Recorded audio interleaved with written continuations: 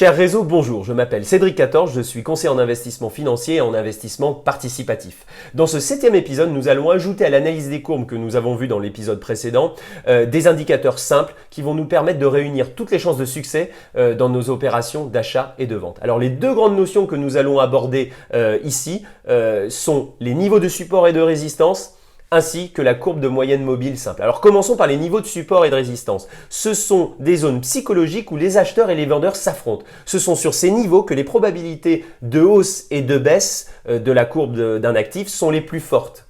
Alors, les supports et les résistances se forment par les plus hauts et les plus bas, reliés par une ligne droite. Qui pourra être horizontale, ascendante ou descendante. La cassure d'une résistance sera très souvent le signe de l'amorce d'une dynamique haussière. La cassure d'un support sera à l'inverse très souvent le signe de l'amorce d'une dynamique baissière.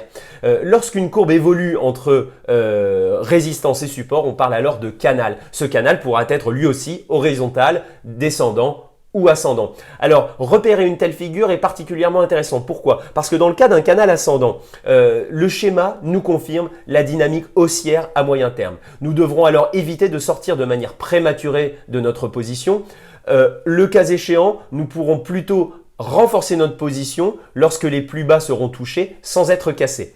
Dans le cas du canal descendant, là, toute autre histoire, il serait tout à fait déconseillé d'entrer en position tant que la dynamique baissière n'est pas interrompue. Si vous êtes déjà en position, n'attendez pas un éventuel retournement qui pourrait mettre du temps à venir et n'oubliez pas ce que nous évoquions dans l'épisode précédent, nous sommes au beau milieu d'une phase 4, alors jouez la sécurité et clôturez au plus vite votre position. Alors un cas particulier quand même par rapport à ce que j'évoque, si vous êtes sur une stratégie long terme, sur 10, 15, 20 ans ou plus, et que vous êtes positionné sur une société solide qui présente régulièrement des résultats financiers, des résultats financiers de bonne qualité, et que ses fondamentaux sont excellents.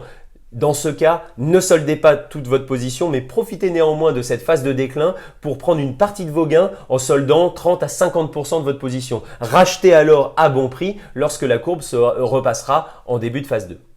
La courbe de moyenne mobile simple désormais. Alors c'est un indicateur éminemment utilisé, c'est un incontournable.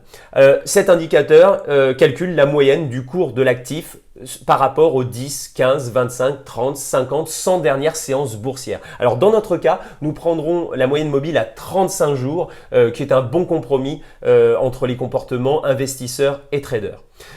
Donc cette moyenne mobile a pour effet de lisser les prix, raison aussi pour laquelle cet indicateur est très utilisé. Donc dit autrement, cet indicateur retire les fluctuations parasites du cours de l'actif observé pour n'en retirer que la tendance simplifiée.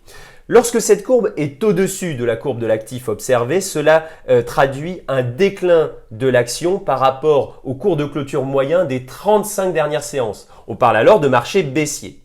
Lorsque cette courbe est en dessous de la courbe de l'actif observé, cela traduit une expansion de l'action par rapport au cours de clôture des 35 dernières séances. On parle alors de marché haussier. L'exemple que vous voyez apparaître, qui est encore une fois le cours de l'action Verallia, fait bien apparaître ce point de bascule entre ces deux phases et qui est matérialisé par cette pastille orange. Dans le prochain épisode, nous verrons comment comprendre et identifier ces deux indicateurs en affichage simultané avec la courbe de l'action observée. Je vous dis à très vite pour le prochain épisode.